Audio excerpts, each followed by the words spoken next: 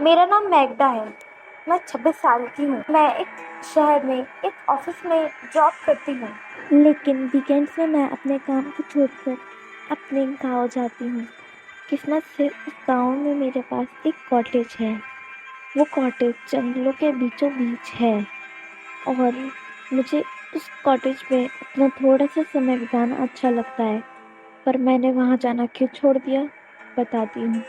एक वीक ऐसे ही काम करने के बाद मैं बहुत थक गई थी, तो मैंने अपने गांव जाने का सोचा। मैं अपने घर गई, मैंने अपने बैग्स को पैक किया और मैंने ड्राइव करा।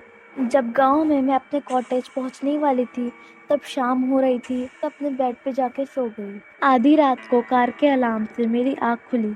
जब मैंने खिड़की से देखा तो वहाँ कोई भी नहीं था। मैंने अपनी गाड़ी की चाबियाँ उठाईं, बटन प्रेस किया और उस अलार्म को बंद किया। अलार्म की आवाज़ बंद हो गई। जब मैं अपने बेड पे दोबारा सोने गई, तभी दोबारा कार के अलार्म की आवाज़ हुई। मैं बेड से उठना नहीं चाहती थी, इसलिए मैंने कार की चाबियाँ उठाईं और बेड से ही बटन प्रेस करा और अलार्म बंद हो गया। 5 मिनट बाद मैं फिर से उठी, कार के अलार्म की आवाज़ की वजह से। मैंने सोचा कि 1 या 2 बार बजा। मुझे लगा कोई तो मेरे साथ आधी रात को खेल खेल रहा है। मैं दोबारा उठी और कार के अलार्म को बंद किया, पर इस टाइम मैं सोई नहीं थी। मैं खिड़की पे खड़ी हुई देख रही थी। चांद की रोशनी में मैंने देखा कि एक परछाई झाड़ में से आती है और मेरी कार के अलार्म को बजाने की कोशिश करती है। वो थोड़ा बड़ा था और काला था। उसने मेरी कार की तरफ एक मुक्का मारा और जैसे ही अलार्म बजा, वो झाड़ियों में छिप गया और कार का अलार्म बज रहा था। और उस समय मुझे पता चला कि क्या हो रहा था और मैं डर के मारे कँपकँपा रही थी। मैंने कार के अलार्म को बंद कर दिया। वो परछाई फिर से झाड़ियों में से आई। मेरे फैंस को उसने लांघ दिया। मेरे गेट को खोल के मेरे घर के अंदर आ गया। मैं डर से जम गई थी। मैं हिल भी नहीं पा रही थी। मेरे दिमाग में बहुत ही बुरे-बुरे थॉट्स आ रहे थे कि कौन है वो और वो क्या चाहता है मुझसे। कँपा रही थी। मेरे मन में अजीब-अजीब थॉट्स आ रहे थे। मेरा गला सूख रहा था। मेरा दिल ज़ोर-ज़ोर से धड़क रहा था। मैं बहुत डर गई थी। मैंने अपने दाँत बींच लिए और अपने हाथों की मुट्ठी बांध ली। मैं अपने आप को कंट्रोल नहीं कर पाई और सीढ़ियों से नीचे आ गई, ग्राउंड फ्लोर पे। मैं कोई चीज़ खोजना चाहती थी जिससे मैं अपने आप को प्रोटेक्ट कर सकूं।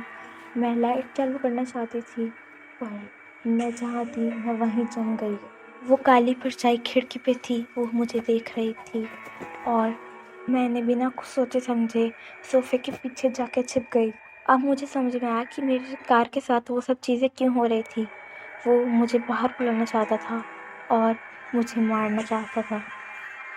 उसकी आँख छोटी थी और काली थी। उसकी नाक में 2 होल्स थे, जैसे चूहे की तरह, और उसके कोई लिप्स नहीं थे, बस उसके बड़े-बड़े दाँत थे।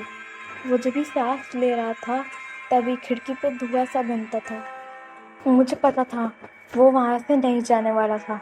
कुछ देर विंडो पे खड़े होने के बाद मुझे मेरे फ्रंट डोर के पास से एक आवाज़ आई। मैंने देखा कि वो अपना हाथ मेरे फ्रंट डोर के नीचे वाले गैप में डाल रहा था। वो मेरे फ्रंट डोर के हैंडल को बार-बार घुमा रहा था। वो एक आवाज़ कर रहा था। उसकी आवाज़ बिल्कुल भी एक इंसान जैसी नहीं थी। उसकी आवाज़ बिल्कुल ऐसी थी जैसे कि कोई गुस्सैल कुत्ता एक हड्डी को चबा रहा हो। वो बस मेरे घर के अंदर आने का एक रास्ता ढूंढ रहा था। मैं सोफे के पीछे छिप गई और ये कोशिश कर रही थी कि मैं एक भी आवाज़ ना निकालूं। मुझे बहुत ज़्यादा रोना आ रहा था। मेरी नस एकदम जम सी गई थी। मैं एक पत्ते की तरह कँपकँपा रही थी। मुझे नहीं पता मैं वहाँ कब तक बैठी रही।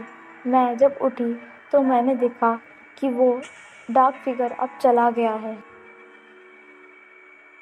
और सब कुछ सही लग रहा था। मुझे इतना अच्छा फील अपनी ज़िंदगी में कभी नहीं हुआ। मैं सीढ़ियों से ऊपर गई और खिड़की की तरफ देखा। वो सुबह हो रही थी। वो क्रिएचर अब वहाँ बिल्कुल भी नहीं था। मैं बस जल्दी से वहाँ से निकलना चाहती थी। एक मौका देखकर मैंने अपनी चाबी उठाई और गाड़ी में बैठ गई, बिना अपना कोई सामान लिए, और मैं सीधा अपने शहर की तरफ निकल गई। मैं उस गांव से दूर भागना चाहती थी और मैं जल्दी से अपने अपार्टमेंट में पहुंची और अपना रेडियो चालू किया। रेडियो में ये अनाउंस हो रहा था कि एक गांव में 2 लड़कियों की लाश मिली है और उनको ऐसा लगता है जैसे किसी कुत्ते ने खाया हो।